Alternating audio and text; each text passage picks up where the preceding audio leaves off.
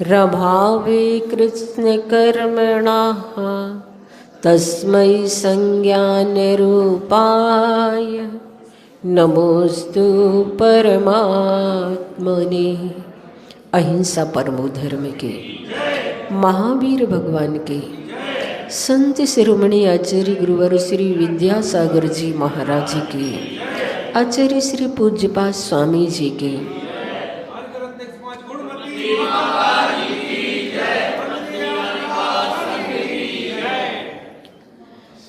यहाँ पर कल हमने समझा था कि जो निर्ग्रंथ दशा को प्राप्त हो जाते हैं वो अपने जीवन में देखते हुए भी नहीं देखते हैं, चलते हुए भी नहीं चलते हैं और बोलते हुए भी नहीं बोलते हैं। जब अपने आप में लीन और तल्लीन हो जाते हैं, निर्ग्रंथ अवस्था 12वें गुण स्थान में प्राप्त होती है। ऐसे साधक की विलक्षण दशा के लिए आचार्य पूज्यपाद स्वामी कहना चाह रहे हैं कि फिर वह किस प्रकार से अपने अध्यात्म में लीन और तल्लीन होते हैं। इस बात को बताने के लिए 42वीं नंबर गाथा यहाँ पर कही जा रही है। किमिदं कीदृशं कस्य कस्मात् प्रेत विशेषयन् स्वदेहमपि न वैति योगी योगपरायण। कहा जा रहा है योग परायण,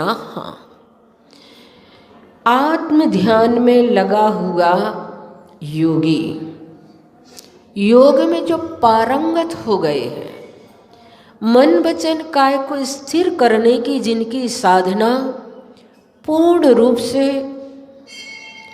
हो चुकी है, जिन्होंने अपनी काय को ऐसा स्थिर कर लिया है जैसे कीलित कर दिया गया हो, जिनकी आसन सिद्धि हो चुकी है, ऐसे काय योगी, वचन योगी साधु, जिन्होंने अपने वचनों को नियंत्रण में कर लिया है, बाह्य से भी और अंतरंग से। बाह्यरंग में बहिरंग में बोलना, जो शब्द वर्गणाएं हमारा निकलती हैं वो तो बहिरंग वचन होते हैं, पर हमारे अंदर ही अंदर जो चलता रहता है वो अंतर जल्प वचन योग होता है। उसको भी जिन्होंने कंट्रोल में कर लिया है। और मनः योगी, मन को जिन्होंने पूर्ण रूप से स्थिर कर लिया है, वश में कर लिया है, नियंत्रण में कर लिया है, अब उनका मन चंचल नहीं है, इधर उधर भागता नहीं है, पंच इंद्रियों की विषयों की ओर दौड़ नहीं जो लगाता है। ऐसे योग परायणा आचार्य श्री कहते हैं, जब साधक अपनी साधना पूर्ण रूप से कर लेता है तब चौराहे पर भी केवल ज्ञान प्राप्त हो सकता है। लेकिन शुरुआत में जब अभ्यास करना होता है तब हमें सब कुछ देखना पड़ता है, बाह्य माहौल भी देखना पड़ता है कि हमारा मन इधर उधर ना भागे, जीव जंतुओं से रहित स्थान हो, पंचेंद्रियों के विषयों से रहित स्थान हो, बहुत सारी चीज़ों को देखना होता है। और जब मन अभ्यस्त हो जाता है तब वह साधक कहीं भी अपने मन को केंद्रित कर लेता है, स्थिर कर लेता है। तो यहाँ पर कहा जा रहा है वह योगी साधकः, साधक इदम, यह किम, क्या है, किसके लिए कहा जा रहा है? शरीर के लिए। और कीदृशम, कैसा है, कस, किसका है, कस्मात् किस कारण से है, और को कहाँ है, इति इस प्रकार अविशेषयन् विशेष विचार न करता हुआ स्वदेहम अपि अपने देह को भी न अवैति जानता नहीं है। अपनी देह से भी इस प्रकार से जो ऊपर उठ चुके हैं, शरीर का भी जिन्हें भान नहीं है, फिर परवस्तु तो बहुत दूर की बात हो जाया करती है। इसलिए यहाँ पर वास्तव में वेद विज्ञान होना बहुत जरूरी होता है। जैसे ही साधक मोक्ष मार्ग में आगे बढ़ता है और उसके शरीर और आत्मा संबंधी वह वेद विज्ञान की दृष्टि बनना प्रारंभ हो जाती है।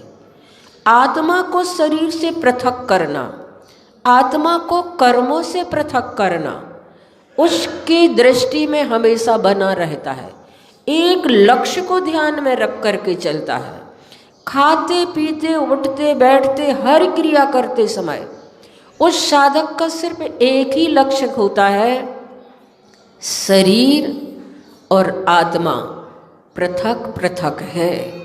और इसे जब पृथक है तो पृथक करना भी है और करने का पुरुषार्थ और प्रयास भी करते हैं। आचार्य श्री यहाँ पर कह रहे हैं, चैतन्य तत्व की अनुभूति करने वाला योगी हमेशा अंतर्दृष्टि वाला होता है।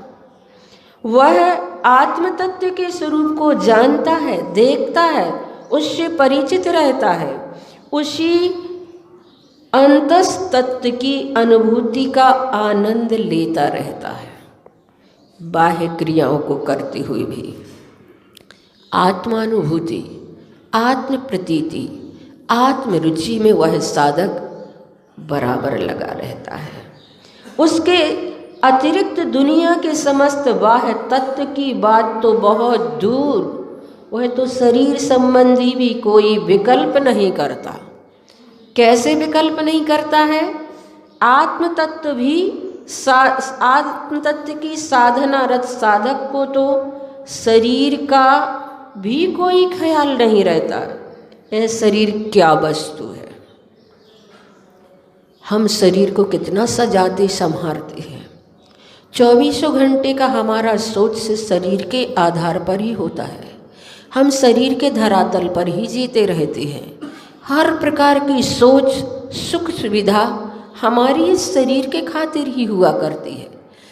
लेकिन उन साधक को ये पता भी नहीं रहता है कि शरीर क्या वस्तु है, उसका स्वरूप क्या है, किसके सदृश है और इसका स्वामी कौन है।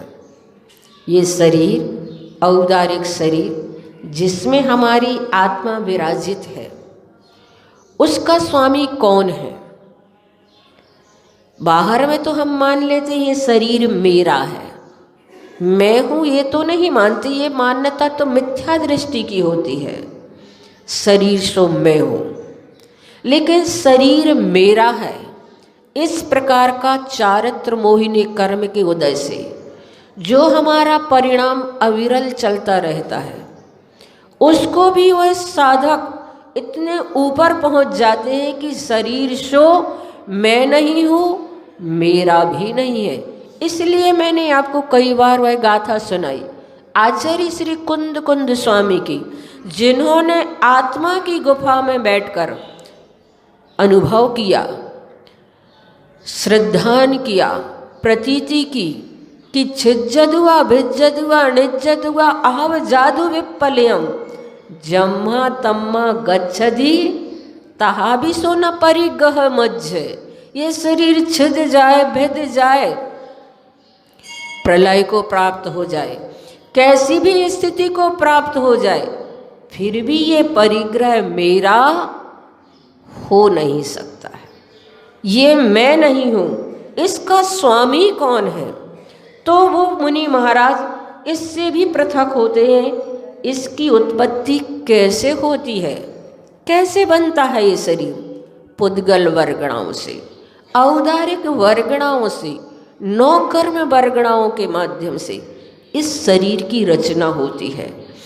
और इस प्रकार से वो मुनि महाराज इन सारी चीज़ों से पृथक सिर्फ एक आत्म तत्व के बारे में ही चिंतन करते रहते हैं, उसी में ही लीन और तल्लीन रहते हैं, उसी में ही डूबे हुए रहते हैं। उनका रग रग चैतन्य चित चमत्कार में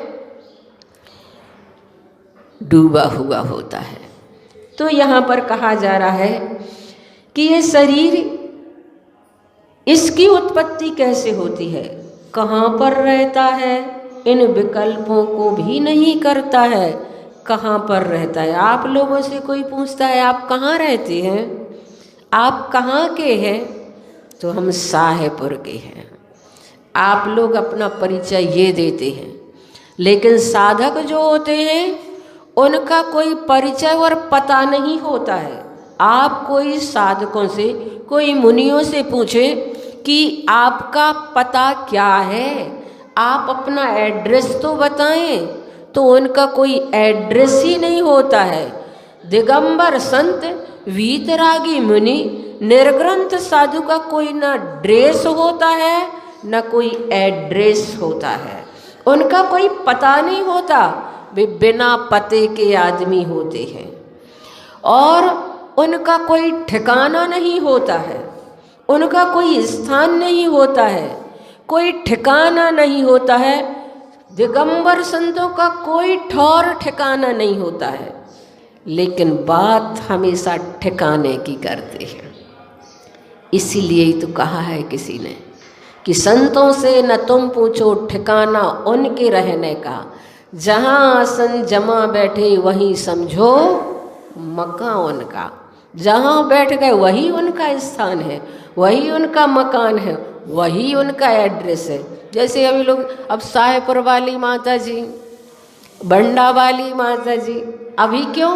क्योंकि वहाँ चातुर्मास चल रहा है, तो आप लोग उनका एड्रेस इस प्रकार से दे देते हैं। लेकिन साधुओं का कोई एड्रेस नहीं होता है, वे कहाँ रहते हैं उन्हें पता ही नहीं होता है, और उनका कोई विशेष स्थान नहीं होता है। इस शरीर की उत्पत्ति कैसे हुई है, ऐसा भी वो संत अपने जीवन में शरीर के बारे में सोचते ही नहीं है। इसलिए यहाँ पर कहा जा रहा है इन विकल्पों को करते ही नहीं है, और शरीर की चिंता नहीं करना कि शरीर भूखा है, प्यासा है, सुख सुविधाओं में है या कष्टों में है, ऐसा भी कोई विकल्प नहीं करते।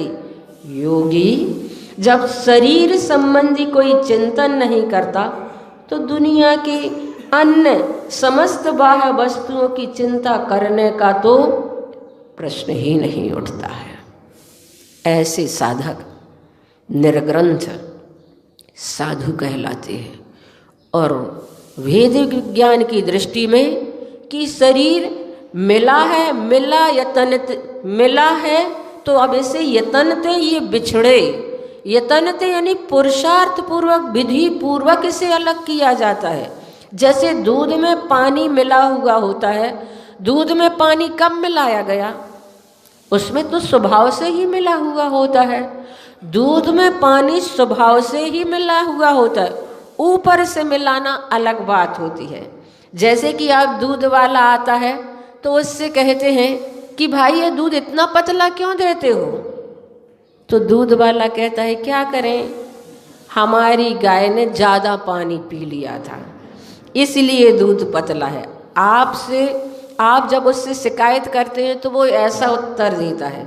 और अगर आप कहें उससे, इस प्रकार से शिकायत करें कि क्यों भाई अब दूध लेट क्यों ले करके आते हो, तो वो सहज में ही कह देता है क्या करें, नल ही लेट आते हैं। इसका मतलब क्या हुआ, आप समझ गए। तो दूध में तो पानी और भी ऊपर से मिला देते हैं और स्वभाव से भी मिला हुआ होता है, लेकिन जब हम उसे दूर करते हैं, अलग करते हैं, तो उसे तपाते हैं और तपा करके उसके पानी को वाष्प बना करके अलग करते हैं, तब प्योर दूध मावा के रूप में हमारे समक्ष रह जाता है। उसी प्रकार यहाँ पर कहा जा रहा है, जब तपस्या करते हैं साधक तो तपस्या के माध्यम से उनके कर्म निर्जरित हो जाते हैं, अलग हो जाते हैं और वह आत्मा शुद्ध आत्मा सिद्धत्व को प्राप्त हो जाती है। हमें यह शरीर कब से मिला, कभी विचार किया आपने? और हमारे आत्मा में ये कर्म कब से पड़े हैं? किसने डाले हमारी आत्मा में ये कर्म? ये शरीर हमें कब से मिलता चला आ रहा है? मिले अनादि यतनते बिछड़े। कैसे? ज्यों पाए अरूपानी। जिस प्रकार पानी और दूध को, पाए यानी दूध, मिले अनादि यतनते बिछड़े ज्यों पाए, उसी प्रकार से आत्मा को और शरीर को पृथक करना होगा। ऐसे पृथक नहीं किया जा सकता जैसे आपने कोट पहना और अब गर्मी लग रही तो उसे उतार करके खूंटी पर टांग दिया। ऐसे इसे पृथक नहीं किया जा सकता, इसे तो यतन से ही किया जाता है। इसलिए समझदार, विवेकवान, बुद्धिमान जो होते हैं उसको पृथक करने की प्रक्रिया समझते हैं और समझ करके वेद विज्ञान को अपने जीवन में ला करके फिर उसे पृथक करते हैं। समय अपना हो रहा है, 9 बार बड़े बाबा का जाप करेंगे।